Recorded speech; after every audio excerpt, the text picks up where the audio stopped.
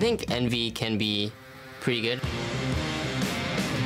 We lost to them last time. Last time we played them, we just 2'd them.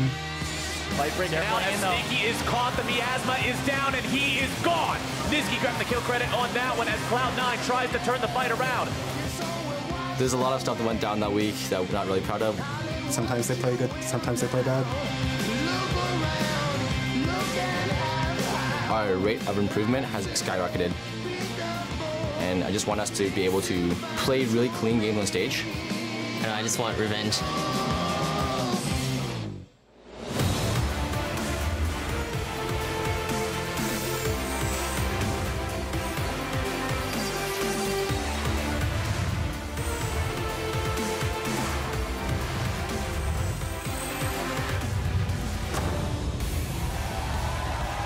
Welcome back to our LCS studios here in Los Angeles, California. Only a few matches remain before we have our final playoff seeding, and we know which teams will be sent to the promotion tournament as the fans have packed both of our arenas today. Earlier, we caught Impact entering with the rest of Cloud9, and they'll be looking to show their strength today.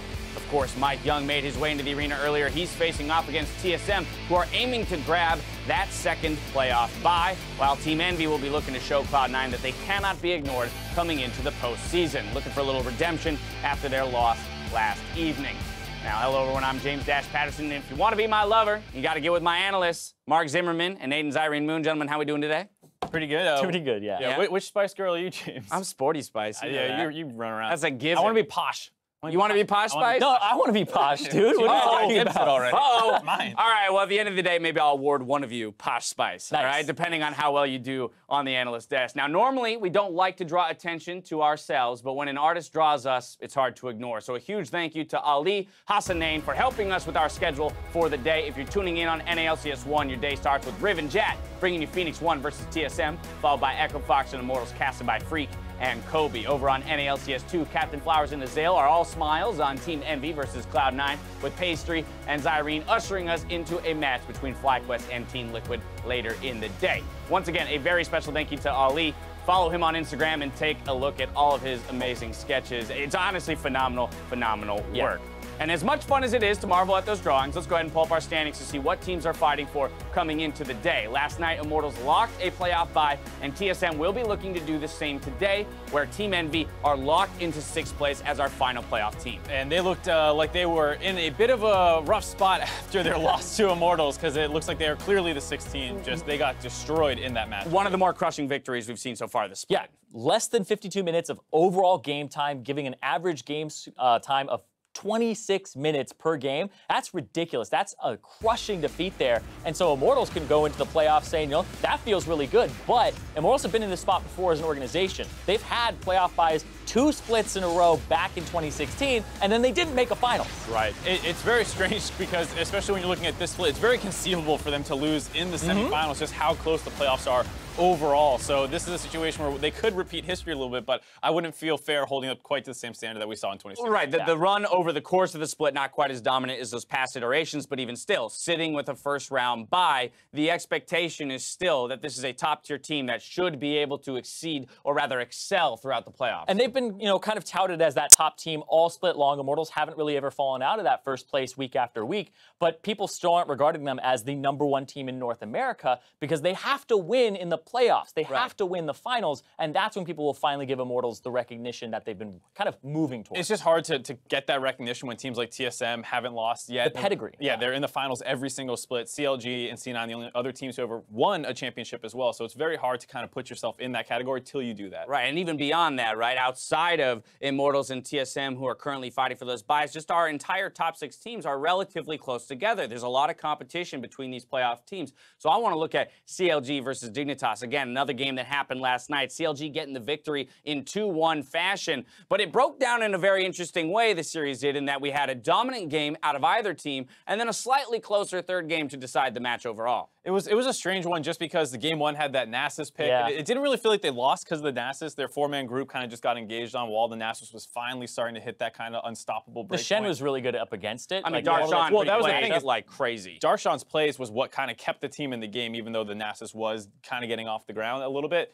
But the second game was very strange to me just because it came entirely off this insane snowball from Altec's Tristana. And when you have a 4-0 Tristana with IE Shiv at like 18 minutes, the game's kind of over. So like you said, 2 very fast games, and it was kind of hard to glean a lot about the teams from it. Yeah, but when you look at Dignitas, like something I've been noticing, even though they're 5-2 in their last 7 matches, which is a good trend for them overall, they've played the most 3-game series out of any team in the NALCS, which speaks about the lack of consistency. Sure, they take the top teams to 3 games and sometimes win or sometimes lose off a coin flip that we're seeing, but the bottom teams are also taking them to 3 games, which is something you should be concerned about. Right, but we do move to best of 5s in playoffs, so they're getting that longevity practice in now. You got to get that mental endurance, physical endurance, getting ready for those playoff long series ahead. But as a result of that game yesterday, we actually have locked in our first quarterfinal. We will see Dignitas against Cloud9 as our 4-5 seeding yet to be decided. Yeah, and speaking of 3-game series, these teams already played each other twice. Cloud9 won both times, so they have the 2-0 head-to-head, but it was a 3-game series both times as well. So Dignitas has been able to take C9 the distance in those series, but ultimately they haven't been able to come up with the win. So C9 is a bit favored coming into it. It's a weird thing, too, because C9 also has a great record over the last couple of weeks, but they have only been playing non-playoff teams. So they've had a little bit of an easy road kind of into the playoffs, gaining some momentum and looking much better recently. Contracts has been beasting out, and I think Shrimp is a potential weak point for Dignitas, so you might see an interesting jungle matchup. I think also within this matchup, it's fun to talk about Patch, right? We've looked at Dignitas more recently as having a fairly solid understanding of the meta, the Nasus pick, as you mentioned, not necessarily the reason they lost, and definitely a cool stab or a trial, if anything. But then, yeah, Contracts, the only guy so far to really bring out Kane to success here in North America. So it will be interesting to see how these teams match up in Champions Select of all things. Yeah, and also the top lane for Cloud9. We talk about Patch. Impact is able to play Maokai and all these other tanks up there, but also Impact has played the last 4 matches for the team, the last 11 games in a row with no substitution. So they're getting pretty much alone time with him on stage. Practice time is no longer split, to my knowledge. So Impact is really kind of revving up for the playoffs, and that's something that I'm looking at coming into this is, are they going to swap it out because they are already locked into 4 or 5 and maybe get Ray some more playtime before they have that series? Or do they drill one roster to make sure they're as practiced as can be? I'm personally all about just drilling a single roster, not having those swaps happen, because we're seeing it happen time and time again where these teams that are swapping people out, as soon as they get those 5 that they settle on, they look much better. Yeah, very much so. Now, with all this talk about playoffs, we can't forget the importance of championship points leading into these regional qualifiers. Now, most notably, we see that Immortals don't actually have any championship points coming into the playoffs, but here's the breakdown of how points were distributed in the spring and how they will be distributed in summer. The winner of Summer Split doesn't get any championship points because they auto-qualify, meaning second and lower will fill in from there. But these are the current Summer Split standings with the championship points held by each team. Immortals topping the table, 0 points. You notice FlyQuest, Phoenix1, 2 of our better finishers from spring, holding championships, but tied currently for 8th place. You must avoid the promotion tournament if you want to keep possession of those points for a gauntlet run. And on the side of FlyQuest, they'll be playing TL and P1, so they have this completely under their control, the fact that they're already out of it and they have to beat the 2 teams under them to hold on to those championship points and hopefully get into the gauntlet where High can make another one of those miracle runs. And we talk about championship points, only a certain amount of teams make it off of championship points into the regional qualifier, and there's a situation where more than 4 teams have championship points that aren't already qualified for Worlds. So if they beat Phoenix1, who have 50 championship points, and keep them in that relegation zone, FlyQuest increased their chances of going. So them beating Phoenix1 is very important. Absolutely. Their matchup today against Team Liquid as well will be huge for FlyQuest in terms of putting that separation between them and the rest of the pack. Now, make sure you join us on NALCS 2. Before that match, I will be interviewing Team Liquid Steve about the team and all of the changes they've made throughout the split. Time now, though, for us to throw it over to the casters to kick off the matches. Thank you very much, Dash. Hello, everyone. I'm Rivington Business III, and joining me today is someone whose high five could split an atom, Joshua Jat Leesman. How does that work? Look You at got this. it. Boom! That was very dangerous for all of you. Adam's The machines are running now for our first series, Phoenix1 versus TSM. And despite fighting for first place this week. TSM did have difficulties taking down Team Envy last week. Yeah, and for TSM, the unfortunate truth is that they still have trouble adapting to patches. And even though 7.15 doesn't have major meta-impacting changes, there were still small tweaks to 24 champions, so a lot to consider.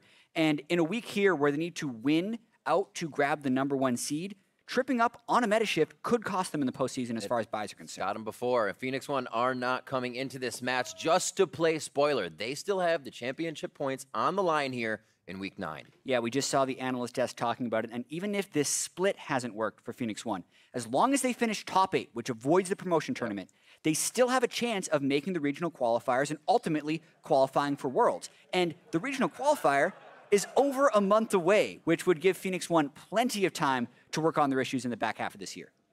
We'll have to see what they can do. Coming into this match as well, MikeYeung is hoping he's gotten over the wall many players have hit before him. My performance has been average so far. This last few weeks, not necessarily my highest, but not my lowest yet either. Actually, our last 4 losses, that was kind of like a mini wall, and I hope that's the wall that everybody was talking about, where I have to, break that wall and move on as a pro player. And it makes sense because that was when the meta shifted, where 7.14 tanks got into the meta. I had to learn how to play around different lanes, and that's the hardest thing to do for any rookie jungler or any new pro player coming in, is the first meta shift. And that was probably my hardest challenge this season, but there's going to be more games. Well, coming into a season, you always have a team behind you. Easier to climb a wall with that team as well, and we'll see that team around him right now. Let's jump in the roster rundown, because on the blue side, it is Phoenix1. That means it is Zig in the top lane, MikeYeung in the jungle roaming around. We have Pirean in mid, Arrow at AD carry at that bot lane, and Xpecial at support with Coach Fly for picks and bans. Now, Phoenix1 looking to get an upset win over TSM, who they are facing on the red side. We got Hauntzer in the top lane, Svenskeren in the jungle, Bjergsen in mid lane, Doublelift in bot with Biofrost and Coach Park. Larger than life up there on stage. Oh yeah. So big. And it's ready to get into this one. As we said, TSM faltering a bit last week, but feels like they'll be able to hold a good of a spot up there in playoffs, and then they're always so strong in those best of 5s. It's just, where can they place themselves? Exactly. I mean, we say they struggle, but they still 2-0'd. It's just the fact that the expectations for TSM are always so lofty, especially having the same roster that nearly went undefeated in the summer split of 2016. People just expect them to smash everyone. So when they had a difficult series against Envy with some very close games, you're wondering kind of if this team can be that Worlds caliber team that they strive to be. We'll see coming into this game. As both teams hone their skills a bit more here towards the end of the split. Like we said, Phoenix1 trying to get every possible win under their belt. TSM is going to do everything to stop that. Syndra and Caitlyn ban, expect to see the LeBlanc and the first few bans here on the phase 1. Yeah, we've been seeing a little bit more switcheroos in the ban phase on 7.15 here. Zach obviously received some pretty big nerfs. Teams have been letting him through. And then it's a question of whether you even want to pick him. Yesterday was a little peculiar because towards the end of 7.14, we were seeing Maokai first picked almost whenever available. But there were times where Maokai fell through even the second phase of bans. So a lot that these teams are going to have to kind of decide on their own within their own scrim blocks what is still OP and worthy of a red side ban for TSM. Clearly they're saying they think Zach is still in that point, so they ban that. Final ban from TSM. A thresh away from Biofrost as well, so they get one hit just about everywhere across the map. Yeah, I with feel a like chance of having that flex. I feel like Thresh dropped in priority a little bit due to the bug fix on his Flay, which was adding a slight amount of additional CC and making it easier to hook directly after your Flay. With that being said, so you're saying still one of Threshers Biofrost's best champion. No, yeah, you're just easy as free hook, but now he's definitely harder to get that set up. Absolutely. So it's going to be Kalista that gets taken out. Neither Thresh or Kalista get through this time. Maokai picked up by Phoenix1 here for MikeYeung in the jungle, most likely. We'll see what TSM answers with for their 1-2. Yeah, so from a first pick perspective, this is really similar to 7.14. There were no direct changes to Maokai between that patch and 7.15, so I'm not surprised to see it locked in right away for Phoenix1. Huge tank, flex pick, top lane or jungle, so easy value up there. And I'm a little surprised that TSM didn't try and trade that for Kalista, because that's what I often see done. But they're the ones who banned Kalista, and then they get two strong, but I wouldn't say first pick worthy champions in return. Tristana has really been opening up games and turrets once a team can get a hold. TSM usually has that mid-game swing, which would allow them quite a bit, or quite an influx, I should say, of that power and gold. Gragas, Trist are those picks as we wait on Phoenix1. Yeah, Kog'Maw is another thing we're seeing a lot more of. We've actually seen Wit's End being rushed as a first item occasionally, and even over in the LPL, and I wonder if this will catch on here, you're seeing barrier Kog'Maws with heal supports who rush Ardent Sensor, and then you hit this 15-minute power spike where you just instantly take the bottom lane by storm, but basically just power picks done by Phoenix1 so far, and they're saying there's enough supports left on the table that TSM won't be able to ban them out to really cripple that lane. Yep, very good for Pirean here to get the Taliyah as well. He was really cycling in the Corki, the Jaces and whatnot when those were still viable, but more viable. So having to get the Taliyah means he gets comfort. Gnar over on the side for Hauntzer, the playmaking to come in when he can get to those fights. Yeah, Gnar is something that can win lane against Maokai, but it's also a good blind pick, which is what must be done since Maokai is a flex pick right now. I think TSM has been very safe with their draft so far. Gragas, a solid jungle, Trist, a top tier AD carry for sure, and Gnar, a very good, solid top laner that fits in with a lot of team comps. A few more hits, Bjergsen feels all right. We push down a few more times. And it looks like they hit at least the top lane. Maybe they throw something at Xpecial here, or just one more at what Zig could be picking on that Kled. Yeah, they're almost banking on the fact... Well, that's interesting because the Jace could go top lane, the Rek'Sai could go jungle, so they're trying to kind of get rid of whatever picks they would be worried about if Phoenix1 does decide to throw Maokai in two different roles. They don't opt to ban supports against the Kog'Maw because they themselves haven't picked a support, and I think Phoenix1 will continue to ban out mid laners as that's the mismatched role. Absolutely. So another one taken down. Bjergsen still has quite a few on his list that he could play. With those top ones taken out for himself in Syndra, Cass, and Orianna. Pick up here, looking for at least a mid or a support. Yeah, Bjergsen knows he's going up against a Taliyah. So the mid laner is the correct choice here and saving the support for last pick. Still viable. Yeah, he's only played Corki twice this split, but boy, is it a viable mid laner as far as a damage perspective goes. Pretty solid pick once again for TSM. Keep it nice and safe in the mid lane. Farm behind the minions, and even if you get pushed into your wave, farm up easily. So the Kled stays in. Looks like Zig will be happy to take that. They have 1 second before the lock-in and the support. What will be in the hands of Xpecial? Exactly. Now the question will be, do they try and go with the bruisier front line with something like an Analyst or a Braum, or do they do the current Ardent Sensor hype train and lock in a Lulu down here to try and get through the laning phase and scale into late? A pretty interesting turret composition with all the dives. If you get a good Cosmic Radiance, true. Braum, a tried and true for Xpecial. The tankier choice. He locks it in.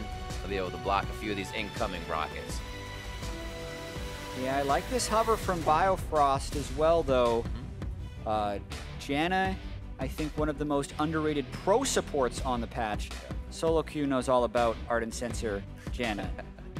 But this will be interesting because Phoenix1 has brought so many more tools than TSM for starting fights and CCing people. And he switches over to Lulu, who's still an Ardent Sensor user, but not quite as point and click as Janna for shield on man. But yeah, a low CC overall team composition for TSM. Corki doesn't bring any CC. Gnar needs to be in Mega to have that initiation. And Lulu isn't your Braum type initiator that you could see on the other side. So Phoenix1, if they get ahead, absolutely have a way to close this game quickly. With the Kled initiation on top of all the CC they can chain, TSM's going to have a strong laning phase of this game to prevent that from happening. Yep. Both the AD carries kind of wanting to charge up here in the beginning. We'll see if MikeYeung and Svenskeren can bring a little pressure down towards that bot side. Also on the top, you're going to see in that Kled.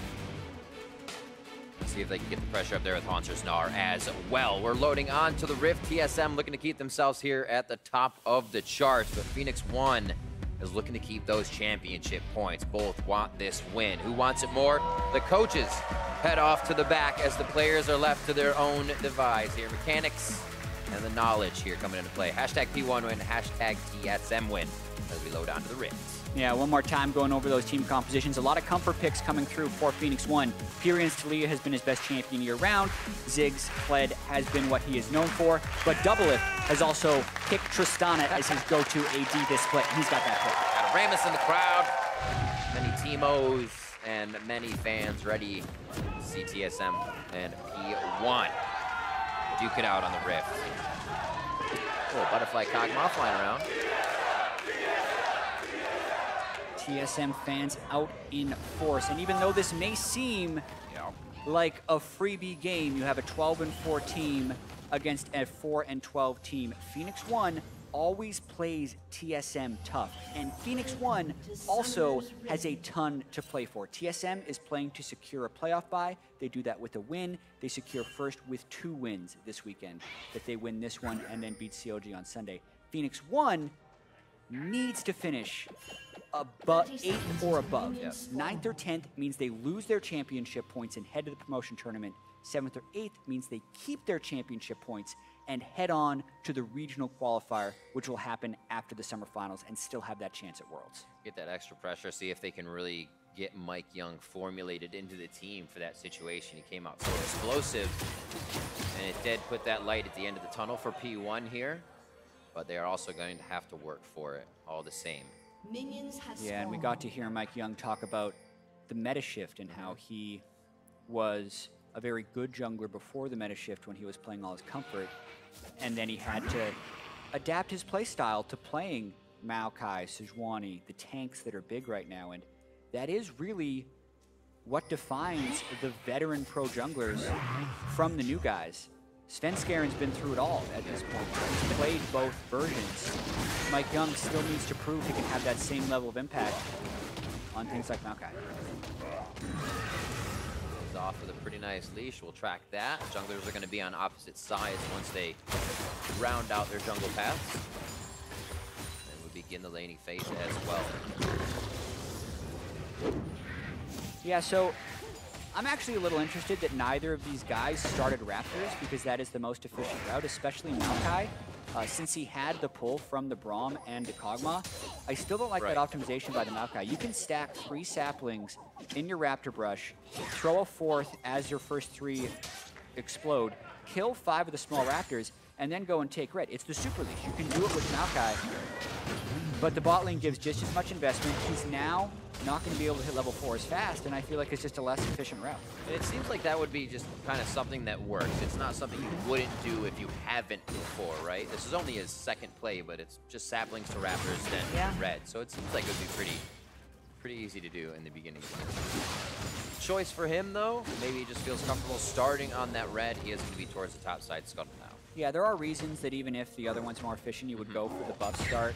Especially against Taliyah and Corki. Both those guys are really good at harassing your Raptors. If they just steal one of those small Raptors while you're trying to do a super leash, the super leash falls apart because you don't hit level 2 by the time you go to bed. Pirean, though, caught out. Hello. Maybe thought he had enough movement speed to get past that wall. Definitely going to have to blow his flash here. Actually got a good shove in. And that holds that for himself. Very low. Now he's going to have to lose a little pressure in lane. Yeah, really good timing of Svenskeren's gank right there because MikeYeung had just cleared bot to top, so he wasn't going to be near that spot. And he gets a bunch of harass onto Pirean, which will help Bjergsen get lane pressure. MikeYeung also with a bit of an idea of where Svenskeren could be. You see top lane going back and forth. Sven quickly actually changing that path, heads towards top side. He may actually be meeting up with MikeYeung here as he tries to get a ward in. Junglers start to seek each other out. Oh, nice Scar's Bloom. Yeah, it's going to spot out Svenskeren, but likewise, only someone that is a jungler could have hit that scrying orb at the time, so Svenskeren now knows where MikeYeung is as well. That's the one, right? It feels good to hit, then you're like, oh, but they gotta know I hit it. Oh well. It's the information, only if you can use it faster is your advantage. Bjergsen as well, canceling out that Scryer's Bloom on the bottom, so he can figure out if he is safe in that situation. 26-29 here on the bot side. A little aggression from Xpecial. They switch targets. Heal onto Biofrost. Bio Arcane Barrage falls off, and Arrow is happy to farm. Yeah, really interesting play there by Xpecial, jumping forward to threaten double. MikeYeung might flash there. Twisted advance, Bramble smash. The Q actually misses. They don't have the follow-up block up. And it is going to be a walk away here. That flash still just for Doublelift, but the flash there for Xpecial. I'm sorry, heal for Doublelift, flash for Xpecial. Yeah, I want to say that MikeYeung clicked the wrong target with his Twisted Advance. Biofrost was at 200 health. And if you flash Twisted Advance that guy, you probably kill him with the double flash, but he instead locks up Doublelift, who has Rocket Jump. So all that has to happen is he burns heal, and they get out of that one for a 2-for-1 Summoner Spell trade advantage. So a missed execution by MikeYeung on that game. Very much so. Svenskeren continuing this path. Made sure he got over to Raptors, so he knows that timing. He's going to go ahead and start stealing these away. Knows MikeYeung is just under him, but with the lane push, already has Bjergsen in his favor. And he knows MikeYeung has no flash, so if they do catch him here, since Svenskeren's at full health, they might even be able to kill him with the damage from Corki and Gragas. So a safe jungle invade, punishing MikeYeung's failed flash game. Leaves it too. Says you have to pick up the scraps. Yeah. Is he going back? They just want more wards. They can play Ring Around the Rosie with him right now. Had eyes on MikeYeung since he hit that Scryer's Bloom, and Svenskeren is working that perfectly. It's not even for the kills and ganks. It's just so they can have this strong early game and set something up. The pressure hasn't hurt anybody too much. 52-44 as there's a back from Pirean. May lose a few of this CS in mid as Bjergsen's going to push up. Yeah, no big CS lead for the Trist yet, and I think Kog'Maw is going to be happy with that if he can stay at CS parity with the Trist for the majority of the lane phase. I think it's going to help a little bit with that, but you know, having the Berserker Screeves now to a BF sort of Trist means that lane could get pretty scary pretty fast. Sheen for Bjergsen as well. Might be able to throw out some very fast damage that Pirean's not expecting if they can come back to lane right away. And also got to remember, Bjergsen has that teleport. This is a double TP team for TSM. They have very quick ways of getting around the map if something happens. That's going to be package, teleport, and monsters teleport. So yeah, almost 3 ways. And I think we might be seeing a lot of action around the bottom lane this game. I mean, that's generally how Kled Taliyah team compositions work, which is what Phoenix1 has, is just a lot of collapsing. The Taliyah wall and the Kled ultimate are 2 of the best map traversing abilities in the game. And Kog'Maw is one of the best carries to play around. So the composition speaks for itself as far as what they want to do. It's just a matter of if TSM can stop it from happening so they can scale in their own right. Bit of vision here for P1 to stay safe. Biofrost just working on more HP and health for the lane so they can stay and harass. Yeah. You're going to slight roam down from Pirean just to get some vision. P1's actually trying to say Sven has too big of an idea of what's going on our side of the jungle. We need to gain control back here. Yeah, and 3 minutes after that gank bottom lane, you're still seeing the effects of it on the map because those wards that spotted Mike were placed by Svenskeren's Tracker's Knife as he was doing the counter jungle. That's, if you're going to go back for an early Tracker's Knife, if you can use those first 2 wards in those exact 2 spots that Svenskeren did, one by the red buff, one in the brush right next to the Raptors, it's the best place for them. So Svenskeren got a great use of his first 2 wards.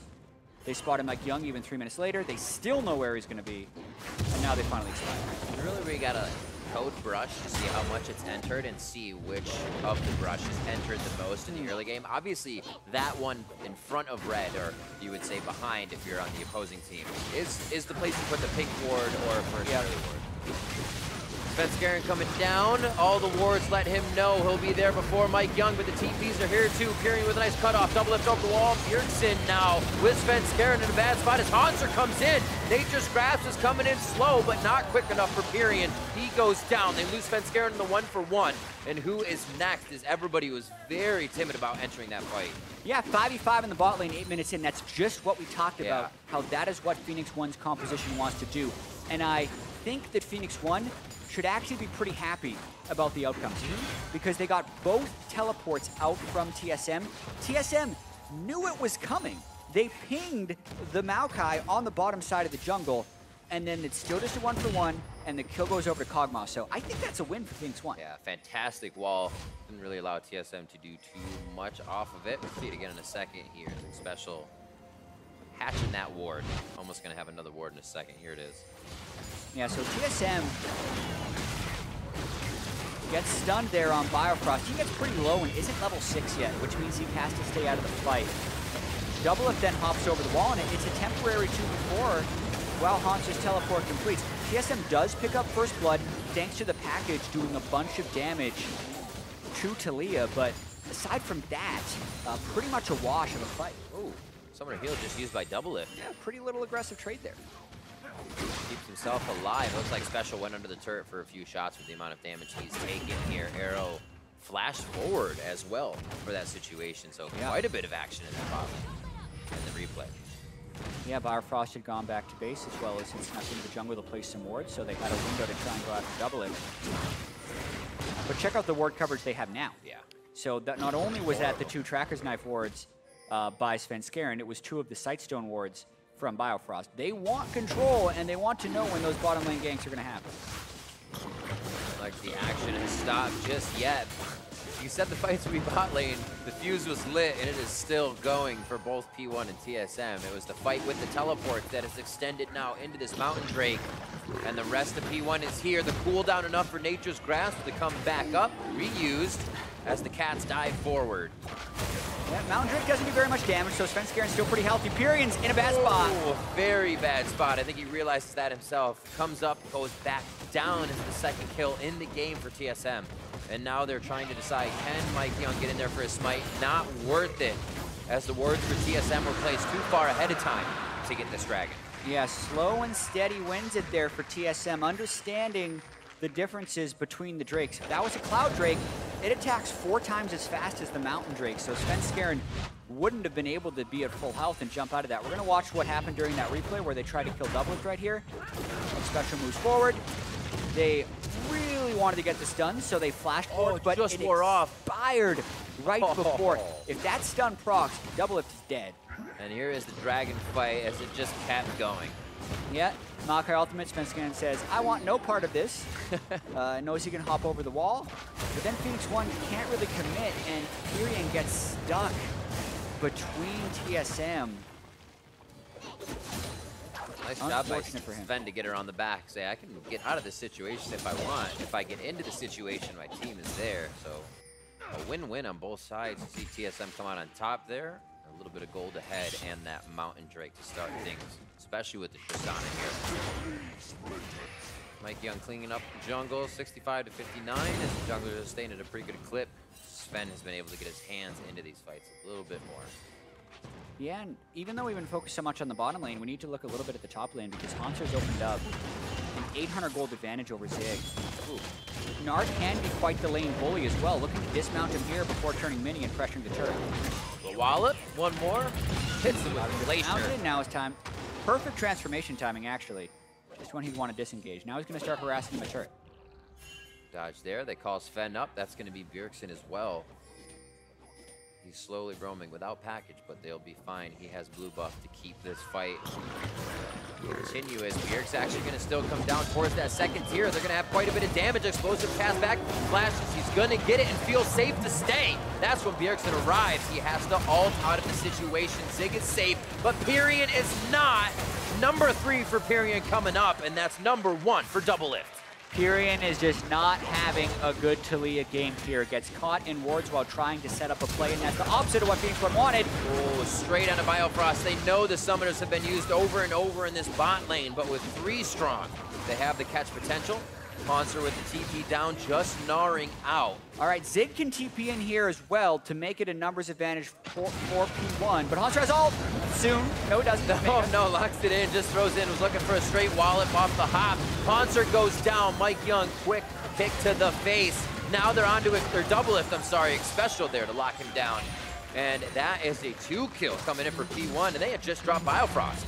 Yeah, steadfast in their focus, bottom lane, is Phoenix1. Even though Pirean died to the duo lane, P1 was not dissuaded from that pressure. TSM just kind of kept throwing bodies at it. Not accounting for Zig's teleport, I think, towards the end of that one. Cost TSM big. A lot expended by P1 to grab that. Only Pirean's flash is up. No, it is not. No summoner's up for P1. A Pirean, death number 4 coming in.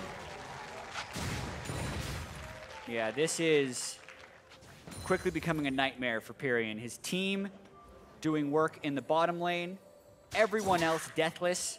4 deaths in the mid lane. Burns his flash and falls yet again. But still anyone's game. He's got to make sure to not tilt as this one continues.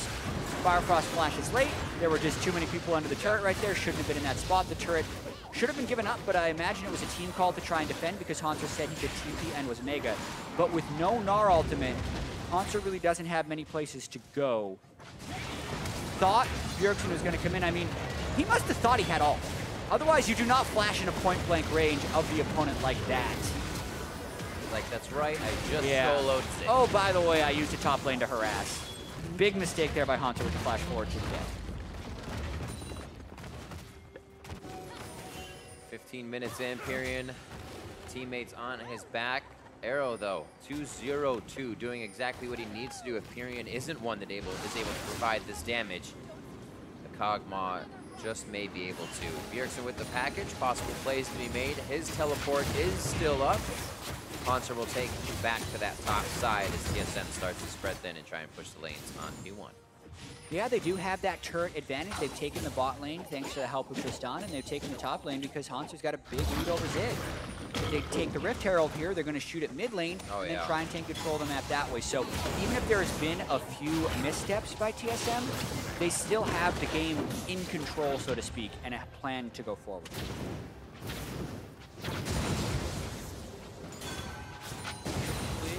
They did just see Arrow on the bot side.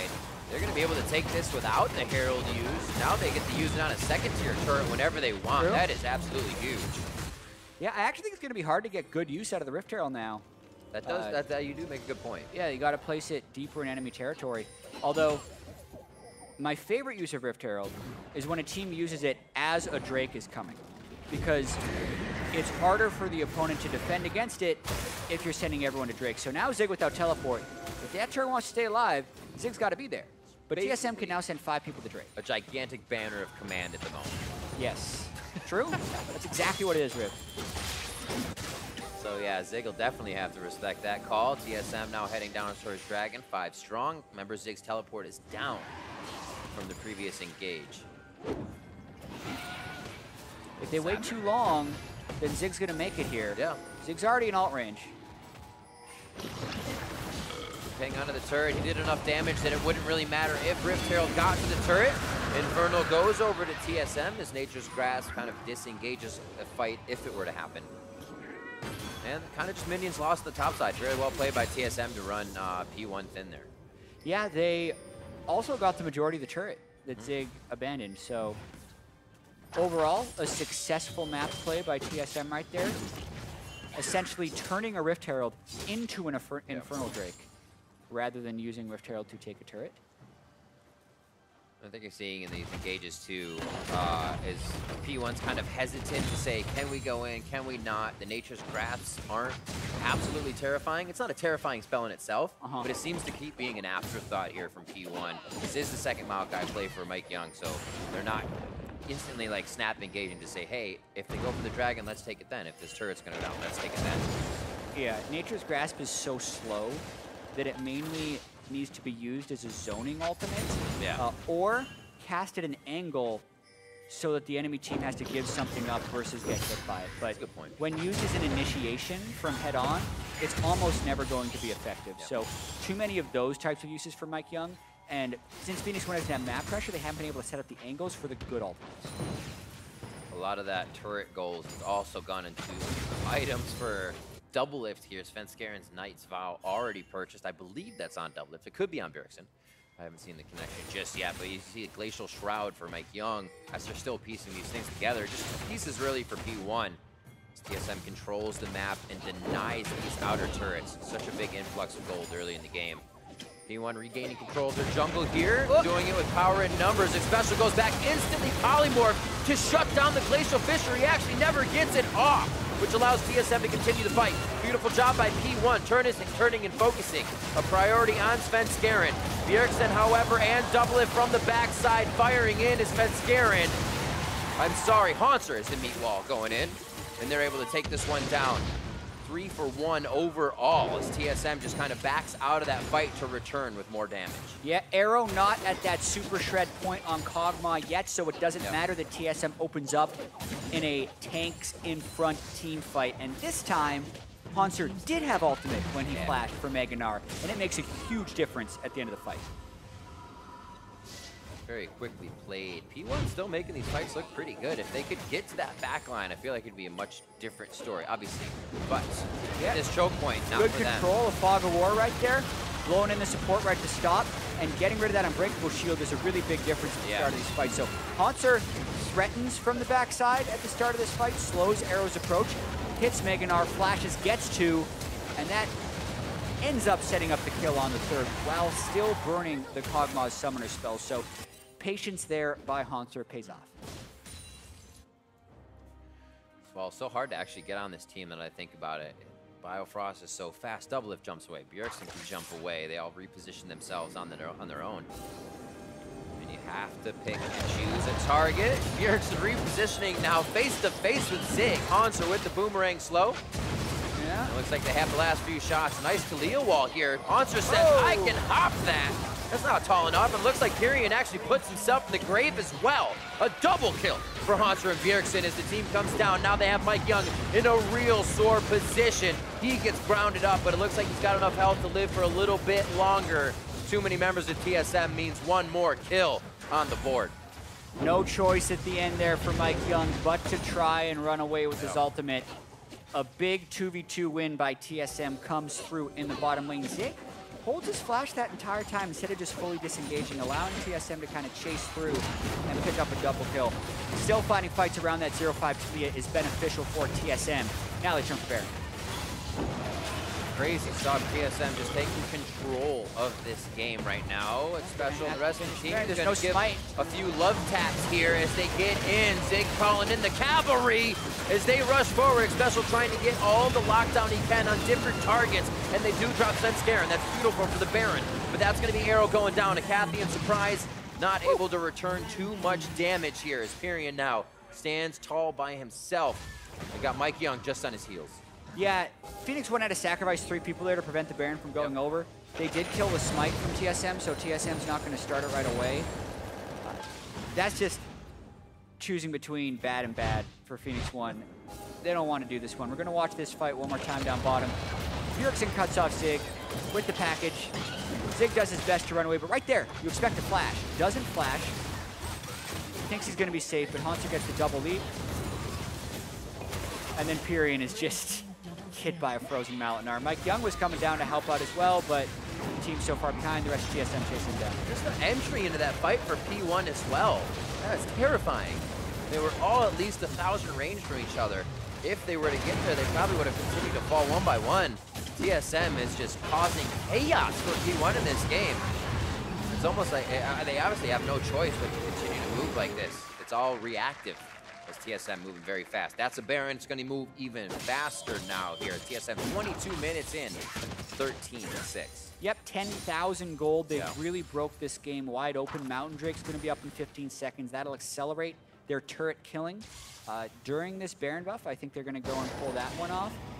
And then I expect them to try and go for a swift win. The flash will be up on Svenskeren in about 5 seconds.